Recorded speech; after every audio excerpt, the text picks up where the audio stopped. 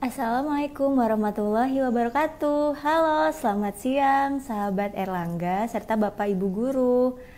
Bagaimana? Apa kabar? Sehat? Semoga kita semua tetap sehat dan selalu semangat dalam menjalani aktivitas kita selama kita di rumah saja. Tapi jangan lupa ya, kita harus di rumah saja. Nah, perkenalkan, nama saya Rengganis. Sahabat Erlangga serta Bapak Ibu Guru sekalian bisa memanggil saya Kak Anis. Saya akan menemani sahabat Erlangga dan Bapak Ibu Guru sekalian selama 1 jam ke depan untuk melakukan live talk show dengan narasumber kita tentang struktur dan reproduksi virus. Nah, pasti penasaran kan? Selama ini kita selalu membicarakan tentang virus corona, pandemi corona. Nah, kalian bisa tahu nih sekarang apa itu virus dan segala macamnya termasuk struktur serta reproduksinya hanya di talk show ini. Nah, selanjutnya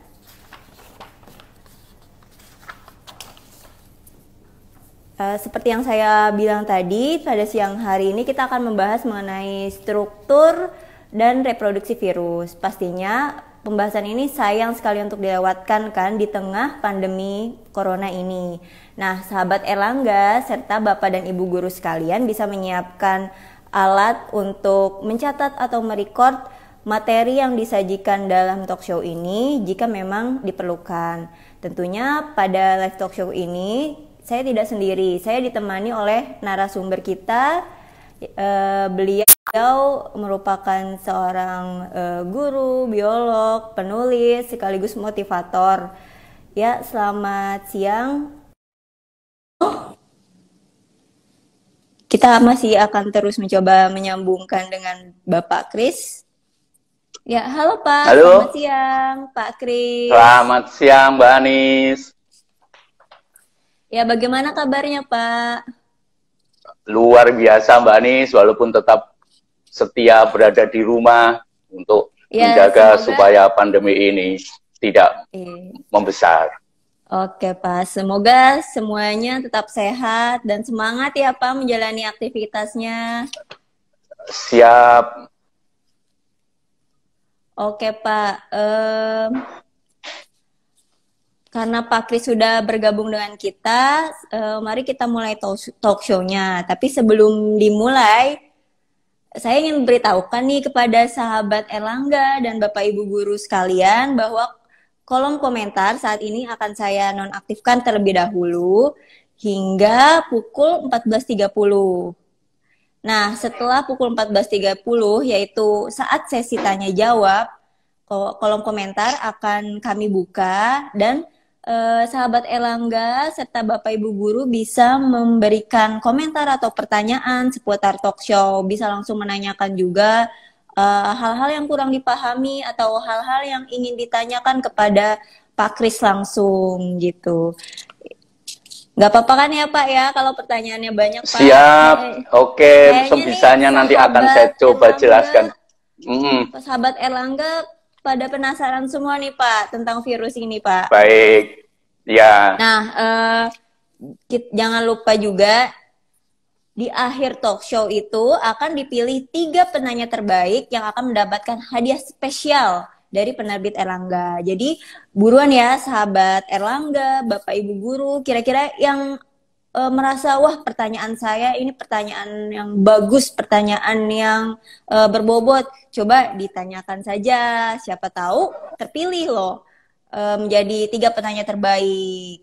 Nah, dan tentunya pertanyaannya siapa tahu ada kesempatan untuk dijawab juga ya Mbak Anis ya. Iya betul Pak, dijawab langsung oleh Pak Kris secara live gitu kan ya Pak. Nah, moga-moga begitu, waktu cukup.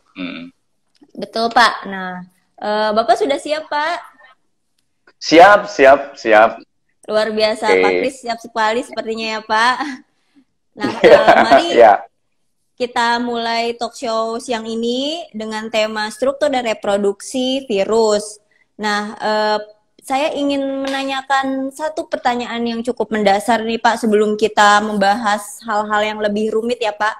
Sebenarnya apa sih virus itu Pak? Baik Mbak Anis, sahabat Erlangga, mungkin ada yang belum kenal dengan saya. Nama lengkap saya Kristiono Prahodo Sakti, agak panjang lagi, SPD MMM Biomed. Nah, kebetulan kalau Bapak Ibu guru, terutama guru biologi, dan mungkin juga teman-teman siswa, terutama IPA, atau yang dulu kelas 11, masuk ada di kelas belajar biologi, mungkin mengenal saya, karena saya adalah salah satu penulis Erlangga, terutama ada beberapa buku. Baik, itu saja. Nah, apa itu virus? Nah, virus ini kan seringkali kita jumpai juga kenal dalam kehidupan sehari-hari. Mungkin banyak di antara teman-teman atau bapak kita ya yang lebih mengenal yang disebut sebagai virus komputer. Kita sering, oh ada komputernya kena virus dan sebagainya. Nah, sementara kita hari ini akan membicarakan virus biologi dalam bidang biologi. Nah, bedanya apa di antara kedua itu? Sebelum kita mengenal virus lebih lanjut, kita lihat bedanya di mana? Ya, virus. Nah, kalau virus komputer itu kan biasanya adalah satu program yang tidak diinginkan tiba-tiba masuk ke dalam dokumen atau program yang kita miliki atau yang kita sedang buka, sedang kita kerjakan dan sebagainya. Nah, program itu bisa masuk, menyisip, menggandakan diri, menyalin dan sebagainya sehingga mengakibatkan sistem komputer kita terganggu. Nah, itu isinya ada program itu fragmen, potongan program bisa masuk, menyisip, menyalin dan sebagainya mengganggu sistem. Nah, kalau di biologi juga kenal adanya virus. Virus ini juga isinya sama. Program juga berupa apa? Tapi program makhluk hidup, yaitu berupa fragmen substansi genetika. Bisa berupa DNA atau RNA. Yang ini merupakan pengatur sifat makhluk hidup. Nah, dia juga bisa mengganda, bisa menyalin, bisa menempel, menyisip, bahkan mengendalikan sel target, sehingga sel target tersebut menjadi kacau. Nah, maka kita harus bedakan. Secara prinsip, mengapa akhirnya di komputer pun diberi nama virus? Karena secara sistem kerja itu mirip dengan virus pada biologi, maka diberi nama virus komputer. Nah, pada hari ini kita tidak sedang membahas virus komputer, tetapi membahas virus dalam bidang biologi yang kebetulan sekarang sedang ramai karena sedang menyebabkan pandemi di seluruh dunia. Itu kira-kira Mbak Anis pemahaman virus kita hari ini. Baik Pak, kalau begitu sebenarnya saya ingin tahu juga nih Pak. Selama ini kan kita banyak menyebut virus A, virus B, influenza virus, rotavirus, segala macam nama gitu ya Pak. Sebenarnya struktur dari virus ini sendiri bagaimana sih Pak? Apa saja struktur virus gitu Pak? Bisa dijelaskan baik, Pak? Maka kalau mungkin teman-teman yang belajar biologi di kelas 10 itu kenal, nanti ada pas klasifikasi makhluk hidup, kita belajar virus. Ya, atau juga Bapak Ibu guru atau juga orang tua ataupun teman-teman yang memang pernah belajar virus, maka kita sudah sering belajar virus, terutama di SMA, sudah mengenal virus. Tetapi memang ketika di SMA dulu, kita lebih banyak bicara virus dengan menggunakan contoh adalah bakteriofag. Selalu menggunakan contoh bakteri yang bentuknya cukup unik, menarik, ada kakinya kayak robot begitu ya. Masih ingat kan? Nah, iya, betul, tetapi Pak. Sebenarnya itu hanya satu jenis virus yang bahkan sebenarnya tidak terlalu berkaitan dengan manusia, karena yang virus ini yang diserang adalah bakteri, virus yang menyerang bakteri. Nah, banyak virus lain bentuknya bermacam-macam, sifatnya bermacam-macam, karakteristiknya bermacam-macam, tetapi bentuknya secara garis besar bisa kita perhatikan dari gambar ini. Nah, di bagian bawah ini, nah yang saya beri lingkaran ini, di bagian bawah ini adalah foto hasil dari pengamatan menggunakan mikroskop elektron, kemudian difoto, tergambarlah ini contoh beberapa virus. Nah, dari gambar tersebut, kemudian dibentuk menjadi modelnya. Secara garis besar ada 3 model virus tadi, strukturnya. Ada yang berbentuk seperti batang, ada yang bentuk oksagonal, ada yang bentuk seperti bola, dan ada yang berbentuk seperti robot yang tadi disebut juga bakteri robot. Bentuknya berbagai macam, tapi pola-polanya seperti itu. Jadi kalau kita belajar virus, nanti kalau yang tertarik belajar, kita akan banyak belajar virus yang lain. Itu bentuknya macam-macam sekali, Mbak Anis. Ini adalah hanya beberapa contoh. Jadi virus-virus yang kalau kita lihat gambar modelnya itu sangat menarik, itu didapat dari pengamatan menggunakan mikroskop elektron yang hasilnya seperti nampak pada gambar yang bagian bawah. Itu kira-kira Mbak Anis. Oke, baik Pak. Jadi virus itu memiliki struktur yang berbeda-beda juga ya Pak, tergantung di kelompok mana dia sebenarnya gitu ya Pak. Lalu betul. Apakah virus itu memiliki struktur yang berbeda juga dengan bakteri Pak? Karena kan selama ini kita ketahui bahwa penyebab penyakit itu selain virus ya bakteri gitu Pak. Apakah mereka memiliki struktur yang sama atau ada perbedaan yang mencolok gitu Pak? Coba tolong dijelaskan. Iya, baik. Jadi kalau virus, kita mulai bahwa sangat berbeda dengan bakteri. Ukurannya sangat berbeda, virus sangat kecil, terus bahkan hampir tidak bisa diamati dengan mikroskop biasa, cahaya, sementara bakteri beberapa bisa. Virus terbesar pun tidak bisa, karena memang sangat kecil. Nah, secara garis besar, virus ini strukturnya hanya terdiri dari 2 bagian penting. Bagian penting yang pertama disebut sebagai komponen materi genetik. Materi genetiknya itu bisa berupa RNA, jadi ada virus RNA, ini virus RNA, nah, ini virus RNA, ini virus DNA. Jadi materi pokoknya adalah berupa potongan ke fragmen substansi genetika, bisa RNA dan DNA.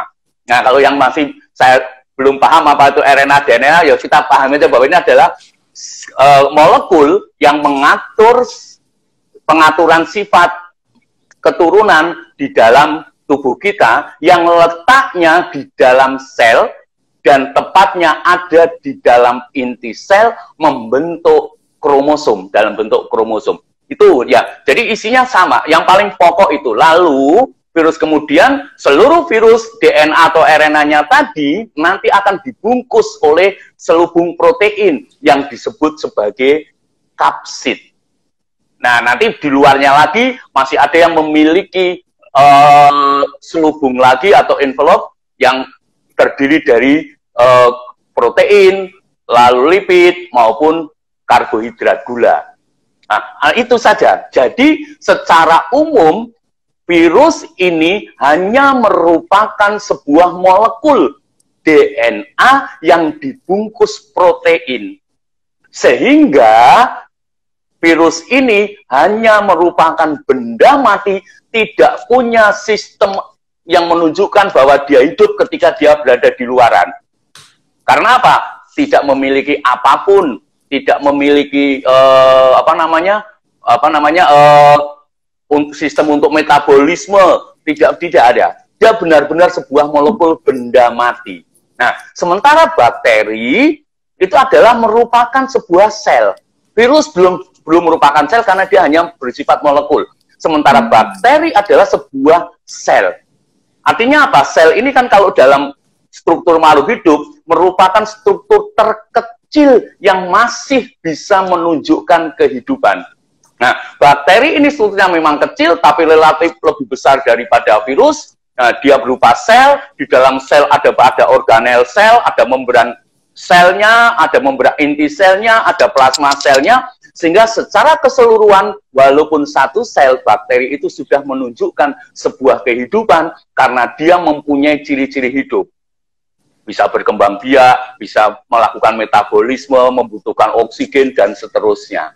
Jadi sangat berbeda sekali. Jadi kalau makhluk hidup, kalau bakteri adalah sudah sebagai makhluk hidup, walaupun hanya satu sel, tetapi virus itu tidak menunjukkan bahwa dia adalah makhluk hidup. Nah, virus secara umum tubuhnya adalah terdiri dari tadi potongan program strukturan sistem hidup, yaitu berupa DNA atau RNA yang kemudian dibungkus oleh kapsid. Sehingga ini istilah namanya ya hanya DNA atau RNA yang dibungkus oleh protein. Ini masih bersifat molekul. Begitu bedanya Mbak Anis kira-kira. Oke, baik Pak. Jadi kira-kira bakteri itu masih bisa diklasifikasikan sebagai makhluk hidup, sedangkan virus itu belum bisa diklasifikasikan sebagai makhluk hidup, begitu ya Pak? Sebagai makhluk hidup. Iya, betul. Ya. Oke, nah kalau ya. kita ingin tahu nih Pak, dengan kita hubungkan dengan virus yang sedang viral saat ini ya Pak, virus corona. Virus corona itu bentuknya yang seperti apa sih Pak? Strukturnya yang seperti apa dari struktur-struktur yang sudah Bapak jelaskan tadi? Ya, jadi secara umum virus corona itu bentuknya menyerupai bola. Jadi kalau kita lihat tadi menyerupai bola, ya, menyerupai bola. Nah ini berarti menyerupai bola. Ini seperti ini. Oke, nah hasilnya itu sebenarnya juga mirip virus corona ya. Nah, kalau kita lihat gambarnya lebih lanjut, ini hasil pengamatan menggunakan mikroskopnya, elektron. Nah, dari gambaran ini, kemudian keluarlah berbagai macam model gambar virus corona yang rata-rata menarik. Warnanya ada yang merah, hijau, biru, dan sebagainya. Lalu seperti bola-bola, seperti bola yang di situ ada kayak bentolan, cendolan-cendolannya, menutupinya, sehingga kesannya sangat artistik dan menarik. Tetapi, nah, di balik model yang artistik tadi menyimpan sebuah bahaya besar yang sekarang sedang mengancam manusia. Nah, kira-kira bentuknya ini, kira-kira kalau dari secara utuh seperti bola, bola tersebut ini berarti adalah kapsid. Ya. Di dalam kapsid tersebut nanti kalau di dalam kapsid tersebut di bagian luarnya ada dua benda yang nampak. Yang satu berwarna hijau kekuningan, yang lebih besar ini, yang ini. Nah, tetap satunya lagi berbentuk seperti bintik-bintik biru. Nah, ini bentuknya seperti ini. Nah, kalau kita bedah lagi di bagian dalamnya, apa yang ada di dalamnya? Nah, yang di dalamnya ini, yang warnanya pink ini, nah, itu adalah nukleokapsid. Yaitu DNA RNA yang berikatan dengan protein sehingga bentuknya menjadi stabil. Nah, kemudian dibungkus oleh kapsid yang bersama dengan selubungnya. Nah, di dalam selubung tersebut ada protein-protein yang menonjol keluar. Ya, ini ada protein ini, spike ini namanya biasa disebut seperti apa? Gada, yang bentuknya itu seperti kelopak bunga. Nah, kelopak bunga nama lainnya kan corona. Maka virus ini dinamakan virus corona karena ada bendolan-bendolan keluar yang merupakan protein ya yang menempel pada envelope atau selubung pada virus tersebut. Nah, ini. Nah, spike ini mempunyai peranan yang penting nanti. Penting apa? Terutama berkaitan dengan nanti bagaimana virus ini akan menginfeksi.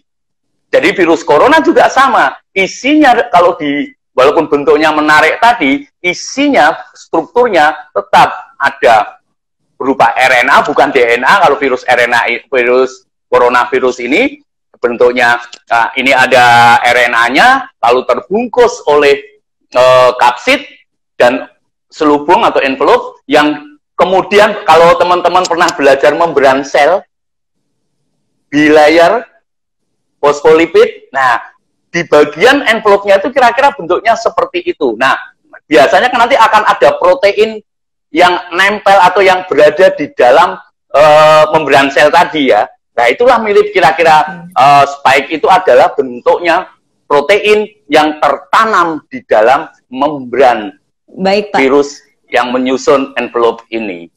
Betul. Kalau begitu, bisa diambil kesimpulan bahwa struktur tersebut, kemudian struktur virus itu akan memengaruhi cara virus tersebut menginfeksi tubuh inangnya atau manusia, begitu ya Pak? Ya, betul. Jadi virus nih, karena virus ini bersifat benda mati, hanya molekul, nah, virus baru akan menunjukkan gejala hidup. Perlu diingat, satu-satunya gejala hidup yang dimiliki oleh virus adalah reproduksi. Nah, reproduksi itu baru bisa dilakukan kalau virus sudah menempel di dalam sel dan memasukkan materi genetiknya ke dalam sel. Nah, nanti di dalam sel akan membajak virus tersebut, sel tersebut untuk menghasilkan protein maupun materi genetik yang akan membangun tubuh, struktur tubuh virus itu. Kira-kira maka maka sangat dipengaruhi oleh bagaimana virus tersebut dapat berikatan dengan reseptor protein yang menjadi reseptor yang ada di dalam permukaan sel. Ini kan penting. Kalau itu tidak bisa berikatan, maka virus ya sudah akan hilang dengan sendirinya. Nah, berarti hal tersebut juga berkaitan dengan alasan mengapa virus corona menginfeksi sel alveolus, begitu ya Pak ya? Betul ya. Di dalam kan selalu dikatakan ini sekarang bahwa salah satu tanda bahwa dengan virus corona atau COVID yang sekarang kita sebut sebagai SARS-CoV-2 atau COVID-19, ya. COVID-19 ini memang yang nampak gejala pokoknya adalah apa? Gangguan pada sistem pernapasan, terutama nanti pada pasien-pasien yang mengalami sakit yang parah, itu menunjukkan gejala kerusakan paru-paru yang besar, yaitu pneumonia. Jadi paru-parunya mengalami radang yang besar, sehingga mengalami gangguan pernapasan dan sebagainya. Nah, mengapa bisa menginfeksinya sel paru-paru? Karena kebetulan spike yang dimiliki oleh COVID-19 tadi bisa menempel ke dalam sel yang sel tersebut mempunyai reseptor yang bisa ditempeli oleh virus tadi. Nah, reseptornya disebut apa? Ada yang mengatakan benar-benar adalah S2 atau S2, AC2 tulisannya. Itu ya nempel. Nah, ternyata tidak hanya sel paru-paru atau sel paru-paru yang memiliki reseptor itu, ternyata sudah bisa menginfeksi sel lain juga Pak ternyata. Bisa menginfeksi sel lain. Sementara ini yang bisa diinfeksi adalah sel-sel jaringan-jaringan yang sel-selnya memiliki di membran selnya terdapat protein yang menjadi reseptor, yaitu ACE2 tadi. Apa saja selnya? Nah, di samping mulai dari saluran pernapasan sampai paru-paru, juga terbukti usus halus pun punya reseptor ini.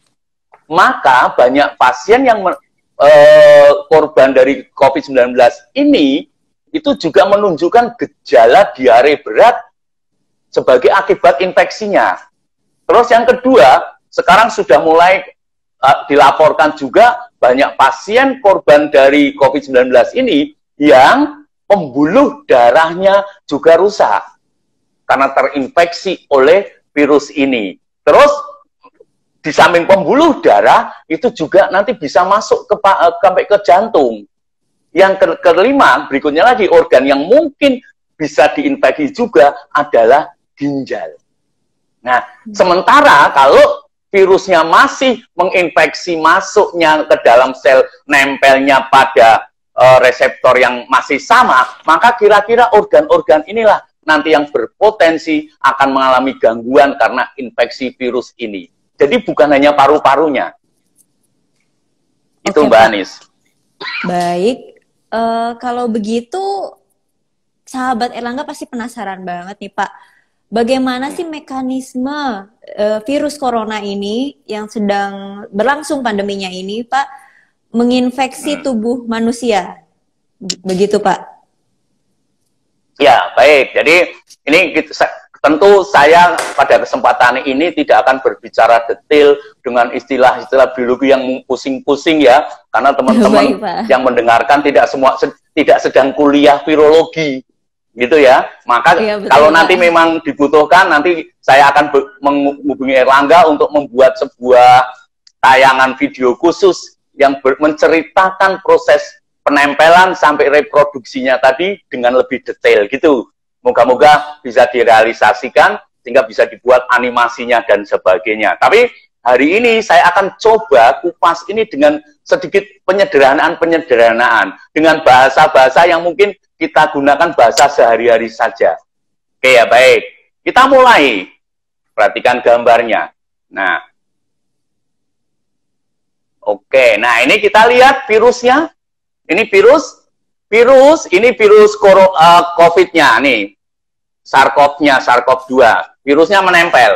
Bagaimana dia bisa nempel? Ini adalah sel. Ini adalah sel ya. Ini adalah sel. Ini sel. Nah, dia bisa menempel ke dalam membran dengan membran sel dari sel paru-paru terutama dan sel target, karena di permukaan sel tersebut membran selnya memaparkan atau keluar protein sebagai reseptornya, yaitu ini ada AS2. Nah, ada di situ. Nah, sel-sel yang tidak memaparkan reseptor virus corona ini, maka dia tidak akan terserang, tidak akan terinfeksi oleh virus. Nah, mohon perhatian juga bagi teman-teman yang mungkin sudah belajar biologi selama ini, kita bicara reproduksi virus, selalu menggunakan virus bakteriofag. Di situ ada litik dan lisogenik. Daun litik, daun lisogenik. Oke, itu salah satu contoh reproduksi. Tetapi dengan menggunakan mekanisme itu tidak bisa menjelaskan bagaimana proses terjadinya gangguan akibat COVID-19 ini, Mbak Anis. Maka betul, Pak, banyak variasi dari sekian banyak virus ini mempunyai variasi yang luar biasa juga. Kalau kita mau belajar satu persatu kelompok virus, maka bukunya sangat tebal sekali. Nah, maka hari ini kita punya satu contoh lagi. Selain reproduksi yang dimiliki oleh bakteriofag, kita juga sekarang mulai belajar bahwa mayoritas, bahkan hampir semuanya, virus yang menyerang hewan dan manusia tidak ada yang bereproduksi seperti bakteriofag. Ya, rata-rata hampir semuanya virus-virus yang menyerang hewan dan manusia menyebabkan penyakit, mereka bereproduksi yang akhirnya dengan membentuk tunas atau bading. Jadi sel yang diinfeksi nanti terus akan menghasilkan virus baru, sementara selnya tetap bertahan, tidak segera lisis. Maka kita mulai. Nah, nanti setelah masuk, masuknya bagaimana? Masuknya adalah nanti selubung virus akan berintegrasi, nyambung ya dengan membran selnya. Nah, membran sel yang terinfeksi setelah membran selnya nyambung, ada berapa cara? Ada dua cara ya. Cara yang pertama bisa masuk lalu RNA-nya nanti masuk. Yang kedua bisa juga terjadi apa? Masuk bersama-sama dengan kapsidnya, dengan bungkus-bungkusnya DNA tadi masuk ke dalam. Nah, setelah masuk ke dalam, RNA-nya kemudian akan ada di dalam sitoplasma. Nah, kalau selama ini kita belajar bakteriofag, ada fase integrasi, di mana DNA dari bakteriofag itu akan nempel pada DNA sel. Tetapi di dalam reproduksi virus corona ini tidak terjadi seperti itu. Jadi karena materi genetiknya berupa RNA, maka begitu masuk, dia bersifat langsung berfungsi sebagai messenger RNA. Apa itu messenger? Pesan. Nah, pembawa informasi. Jadi langsung RNA virus yang masuk langsung berfungsi sebagai pesan yang bisa oleh sel nanti dibaca akan menghasilkan yang pertama protein seperti yang terdapat di RNA tersebut. Tuh, maka setelah masuk ada tahapnya, ada berapa tahap? Tahap yang pertama, nah nanti ini ya, tahap yang pertama saya besarkan saja. Nah, nanti ini masuk. Nah, setelah masuk, maka RNA-nya tadi langsung bisa digunakan untuk kemudian genomnya atau susunan RNA-nya, susunan genetiknya akan ada berapa fragmen, berapa potongan yang membawa informasi untuk menyusun protein tertentu. Ini ada fragmennya banyak sekali, ada 1, 2, dan seterusnya. Fragmen ini tadi nanti masing-masing akan ditranslasi. Tahu nggak termasuk translasi? Translasi itu adalah nanti RNA-nya, messengernya atau pesan yang terdapat di dalam RNA tadi akan menarik asam amino yang terdapat di dalam sitoplasma, kemudian dari yang ditarik-tarik tadi, kemudian dihasilkanlah rangkaian dari asam amino atau disebut dengan polipeptida. Nah, polipeptida ini nanti akan, tentu ini terjadinya nanti di retikulum endoplasma, kemudian setelah jadi nanti proteinnya akan dibentuk lagi di dalam badan Golgi. Jadi langsung dari RNA-nya tadi, RNA virus tanpa melakukan perubahan apa-apa bisa melakukan proses translasi menghasilkan protein yang dibutuhkan oleh virus tersebut untuk membangun selubungnya. Nah, sementara proses berikutnya lagi, RNA yang dari virus tadi akan ditranskripsi juga, diubah menjadi pasangannya. Nah, pasangannya tadi nantinya akan diubah lagi menjadi, ya, akan diubah lagi menjadi RNA yang siap untuk direplikasi, digandakan. Oke. Siap untuk digandakan. Halo, Mbak Anis. Iya, Pak. Baik. Halo. Ya, kok gambarnya hilang ya, Mbak Anis? Oke. Oke. Ya, jadi, Pak. ya, nah, baik. Jadi, ya, terus nanti akan direplikasi, digandakan.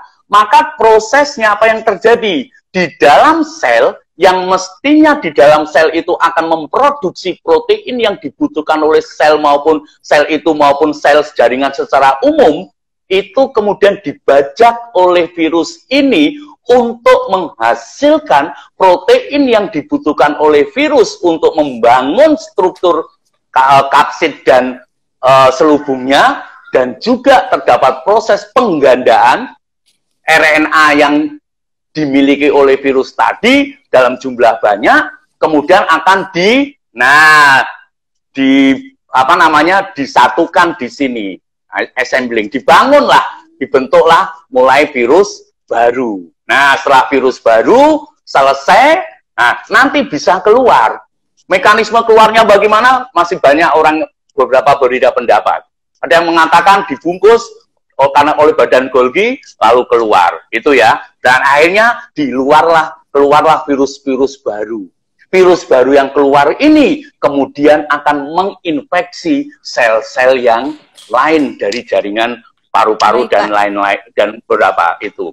Nah, saya akan mengingatkan sekali lagi, kalau saat ini sudah mulai sesi tanya jawab, sehingga sahabat-sahabat Erlangga atau Bapak Ibu Guru sudah bisa mengirimkan komentarnya di kolom komentar.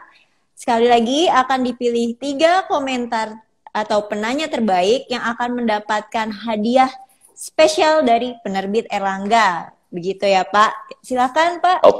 Mau dilanjutkan lagi?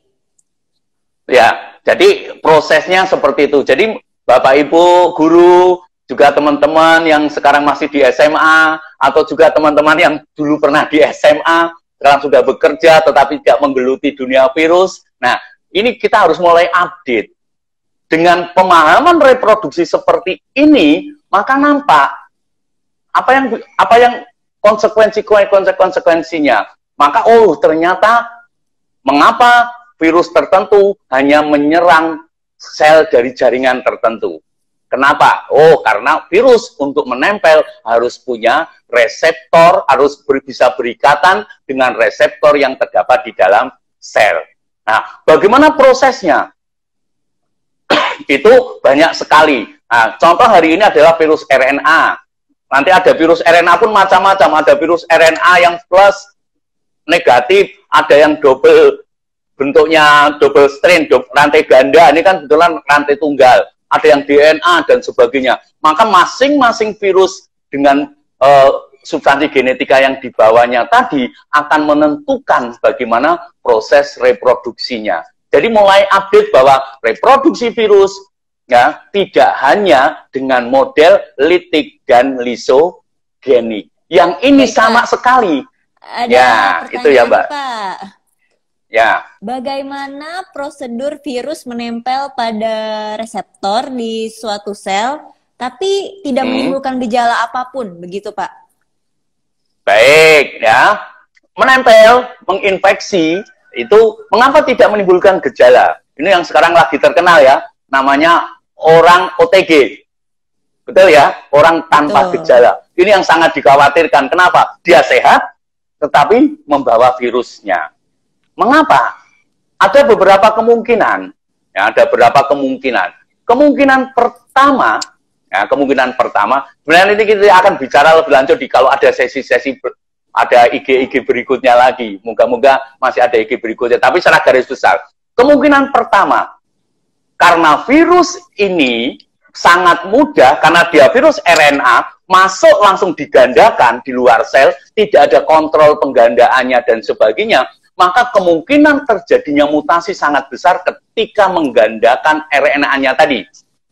Maka bisa saja dihasilkan virus-virus yang sejenis, tetapi mempunyai perbedaan sifat karena mengalami mutasi. Kemungkinan pertama adalah apa? Kemungkinan pertama, virus ini yang menginfeksi, memang proses reproduksinya tidak berlangsung dengan cepat. Itu yang pertama. Kemudian yang kedua, itu nanti menyangkut sistem imun yang bekerja. Ya. Karena apa? Karena virus ketika nanti menempel, itu sebenarnya sebelum menempel pun dia harus menghadapi misalnya mukosa di hidung dan sebagainya. Nah, kemungkinan yang kedua nanti kita akan bahas pada kalau ada sesi berikutnya tentang sistem imunnya. Bagaimana sistem imun itu bekerja? Bagaimana sistem imun itu bekerja? Nah, nanti kita akan bahas bagaimana karena adanya sistem imun tadi mengakibatkan ketika virusnya itu bisa menginfeksi, ya, bisa menginfeksi, tapi segera bisa dieliminasi oleh misalnya zat atau senyawa-senyawa antivirusnya, ya, atau juga bagaimana nanti imunoglobulinnya atau antibodinya itu bekerja dan sebagainya. Nah, jadi bisa muncul gejala ini ada dua kemungkinan kalau menurut saya. Karena sampai sekarang juga yang kemungkinan pertama karena memang virusnya yang menyerang ini dalam menurut serotipenya atau karakteristiknya mungkin sudah kehilangan infeksiusnya yang lebih kuat. Yang kedua bisa juga dipengaruhi oleh antibodinya atau sistem kekebalan tubuhnya. Nah, untuk sistem kekebalan tubuh ini nanti kita akan kita bahas lebih lanjut karena ini kalau kita jelaskan cukup panjang sekali bagaimana masuk lalu apa yang bekerja dan sebagainya waktu diatur. Kita untuk PR ketemuan berikutnya lagi supaya ada pertemuan berikutnya ya Mbak Anis. Iya betul Pak. Amin. Oke, kira-kira. Jadi ada dua kemungkinan. Kemungkinan pertama dari sisi virusnya, yang kedua memang bagaimana respon kekebalan tubuh pasien terhadap infeksi tersebut. Itu kira-kira jawaban saya Mbak Anis. Baik Pak. Nah ini sudah banyak sekali pertanyaan yang masuk Pak. Jadi ada juga yang bertanya nih Pak, apakah semua virus itu menimbulkan penyakit? Apa ada virus yang bermanfaat Pak? Coba Bapak silakan jawab. Secara umum semua virus ketika menginfeksi mungkin sebagian besar akan mengakibatkan penyakit, gangguan. Nah, masalahnya adalah ada yang gangguannya itu sangat fatal, ada yang tidak fatal. Tetapi pasti akan mengganggu sel. Hampir nggak ada virus yang bisa dimanfaatkan. Sampai sekarang belum ada industri peternakan virus, nah belum ada. Karena memang tidak mungkin. Kenapa? Karena dia memang molekul. Kalau virus tidak menempel, ya sudah habis. Teman-teman masih ingat tahun 2003? Ada virus corona juga. Istilah SARS-CoV itu kan dari SARS tadi kan. Nah, itu kenapa? Sekarang hilang. Dulu ada kan ramai endemi juga di mana itu, kalau kemarin di Cina juga endemi terjadi serangan tetapi tidak sebesar sekarang. Ya sekarang kemana? Apakah tidak ada? Nah, kita tidak tahu. Tapi yang jelas karena mengapa ini bisa cepat hilang? Karena SARS tadi ada inang perantaranya.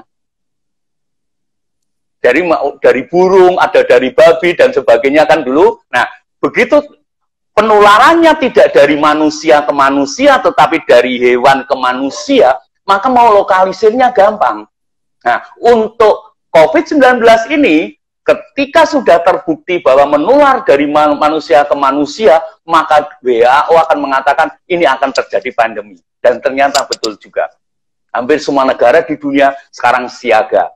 Nah, baik, itu Mbak. Jadi hampir semua virus itu pekerjaannya memang akan mengganggu sel apapun yang bisa ditempeli. Oke. Nah, ini ada pertanyaan bagus lagi Pak seputar corona, masih virus yang viral itu. Apakah benar virus corona dapat bermutasi sehingga saat seseorang dinyatakan sudah sembuh, ternyata bisa dinyatakan kembali masih terinfeksi virus corona, cuma tidak terdeteksi, begitu Pak? Oke, baik. Memang dari bawaannya, dari sifat DNA, materi genetiknya, yaitu RNA tadi, memang virus ini mempunyai potensi mengalami mutasi sangat besar sekali. Kita nggak usah ngomong virus dulu deh, virus COVID-19 ini. Kita ngomong saja virus influenza. Ya, mungkin kalau di Indonesia gampang. Kena influenza, kena flu, batuk-batuk, istirahat, minum vitamin, sembuh. Tapi tidak untuk negara-negara dengan musim dingin. Nah, sampai hari ini, belum bisa juga, nggak ada obatnya juga. Vaksinnya ada sudah, tetapi vaksinnya tidak berlaku ketika seseorang sudah divaksinasi, kebal, tidak berlaku seumur hidup. Masa berlaku vaksin tersebut hanya setahun. Setiap tahun mereka harus vaksinasi ulang. Kenapa? Karena dalam 1 tahun itu virus yang menginfeksi sudah berbeda sifatnya, berbeda, beberapa proteinnya mengalami perubahan sehingga tidak dikenali lagi oleh sistem kekebalan tubuh kita. Nah, ini juga sama. Virus COVID-19 pun sama. Diduga sudah mengalami mutasi besar-besaran. Sehingga bisa saja virus-virus COVID-19 yang menyerang penduduk WNI ini di Indonesia ini, bisa saja sudah berbeda dengan karakternya atau berbeda proteinnya dengan yang ada di Wuhan. Memang betul. Maka sampai hari ini, menurut saya, karena adanya mutasi yang terus-menerus ini mengakibatkan kesulitan bagi para ilmuwan untuk mengembangkan vaksinnya. Sampai sekarang masih kesulitan. SARS juga sama. Sudah dikembangkan vaksinnya, begitu selesai, tidak bisa. Jadi memang iya, bisa saja. Maka kalau ada seseorang yang kemudian sudah dinyatakan sembuh negatif, tapi ternyata kok positif lagi, bisa saja memang ada jenis atau serotipe, bukan jenis ya, serotipe atau virus yang sama tetapi mempunyai karakter yang berbeda, protein yang berbeda, sehingga dia dikenali lagi oleh sistem kekebalan tubuh, akibatnya bisa menyerang ulang. Ini yang ditakutkan oleh banyak ahli. Sehingga nanti tidak pernah selesai ini sampai kapanpun, karena vaksinnya dibuat pun akhirnya tidak selesai. Orang sudah sehat, kemudian berapa bulan kemudian kena lagi dan seterusnya. Begitu Mbak Anies, memang betul. Virus ini punya potensi mutasi yang sangat besar. Nah, tetapi teman-teman nggak usah takut. Oke. Ya, Pak, virus sebenarnya mayoritas infeksi virus itu tidak ada obatnya. Tidak ada obatnya. Kenapa? Sebenarnya tidak perlu obat juga, nanti sembuh sendiri. Selama tubuh kita sehat, maka sistem kekebalan tubuh akan membangun suatu sistem yang kemudian menetralisir ini walaupun sakit. Cuma masalahnya adalah ketika dia sakit, belum sampai imunnya terbentuk, tapi karena panas badannya tinggi dan sebagainya, ya kan, mengakibatkan sesuatu yang fatal lebih dulu. Sama seperti DBD. DBD kalau didiamkan ya juga bisa sembuh asal pasiennya kuat. Tapi kalau nggak kuat, ya harus dibawa ke rumah sakit. Suhu badannya tinggi, diturunkan, kekurangan cairan, diberi infus, dan sebagainya. Sampai sembuh sendiri. Itu Mbak Anies kira-kira. Ini ada pertanyaan yang berhubungan dengan obat untuk virus itu, Pak. Nah, tadi kan Bapak bilang kalau virus itu sebenarnya tidak ada obatnya, tapi bisa sembuh sendiri dengan imun kita sendiri gitu kan Pak ya? Ini ada yang bertanya, apakah virus itu bisa disembuhkan menggunakan antibiotik seperti menyembuhkan penyakit akibat bakteri gitu Pak? Bakteri, iya. Baik. Jadi ya antibiotik tidak berguna untuk infeksi virus. Karena antibiotik isinya apa? Antibiotik itu awalnya adalah dihasilkan dari sejenis bakteri, sejenis jamur satu sel, ya, penisilin, yang ketika dia tumbuh di dalam kelompok bakteri atau jamur yang lain, ternyata di sekitarnya hilang semua itu bakteri dan jamurnya.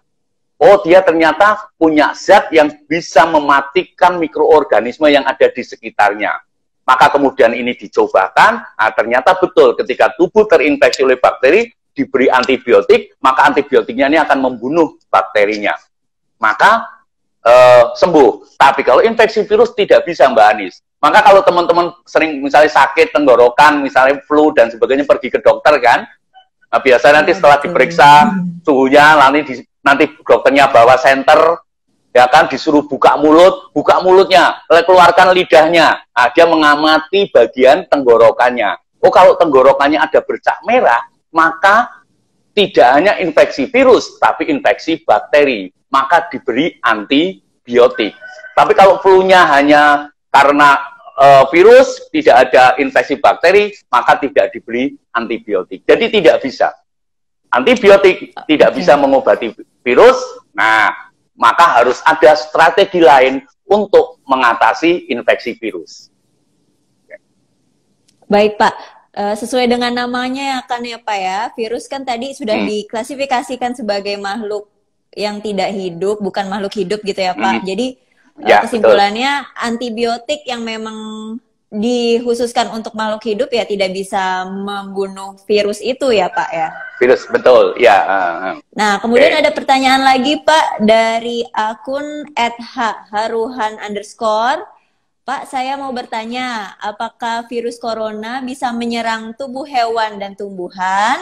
Apabila bisa, apakah proses penularan dan reproduksi virusnya sama seperti di tubuh manusia? Nah, silakan dijawab Bapak. Ya, jadi virus corona ini kan sebenarnya nama sebuah famili. Jadi ada beberapa jenis virus yang lain.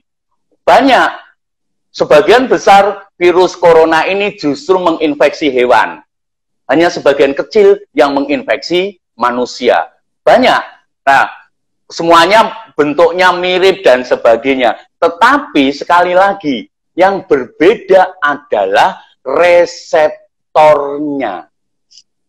Oke ya, jadi kalau misalnya dari hewan, dia menyerang hewan, tentu dia akan menyerang sel-sel hewan pada jenis tertentu, organ tertentu, yang di dalam selnya itu menghasilkan atau muncul reseptor, protein yang sebagai reseptor untuk nempel. Itu saja. Nah, maka bisa saja terjadi ya dari virus menyerang hewan kemudian menyerang manusia.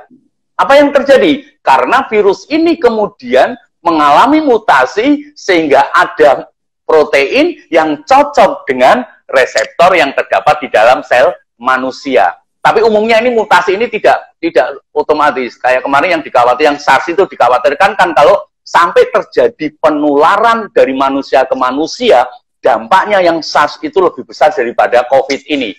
Tapi untungnya tidak terjadi proses reproduksi lebih lanjut, mutasi lebih lanjut, yang bisa mengakibatkan penularan dari manusia ke manusia.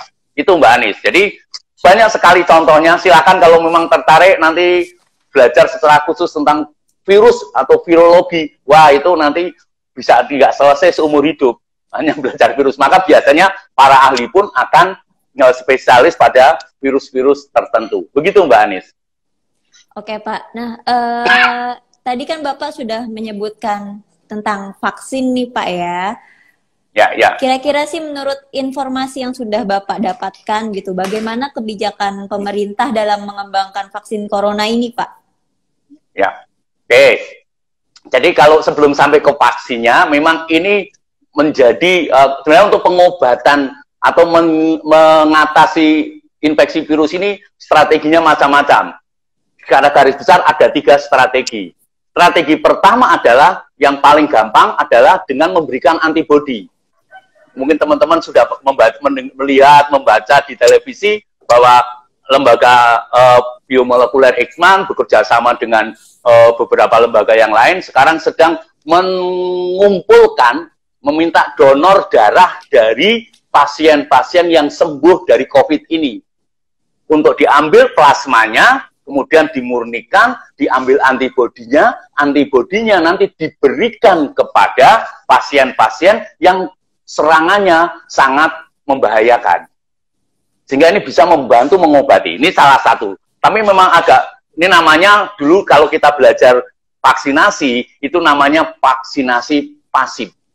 Jadi memang diberikan tentaranya untuk mengatasi. Strategi pertama. Strategi kedua, mengembangkan obat antivirusnya. Tidak melulu vaksin, antivirusnya. Bentuknya seperti apa? Tentu vaksin ini, atau obat antivirus ini akan mentargetkan.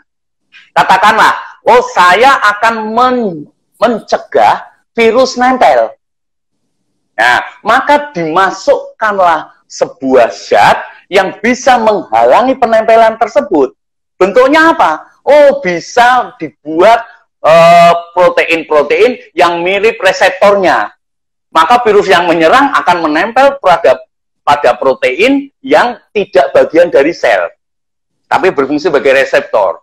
Jadi kayak kompetisi itu ya. Maka ini mengurangi. Atau yang kedua, nah bentuknya kan ini kayak bangun ruang, masuk blok begini. Maka katakanlah kunci dan anak kunci. Maka bisa ditambah lagi, masukkan juga molekul yang bisa nempel di reseptor.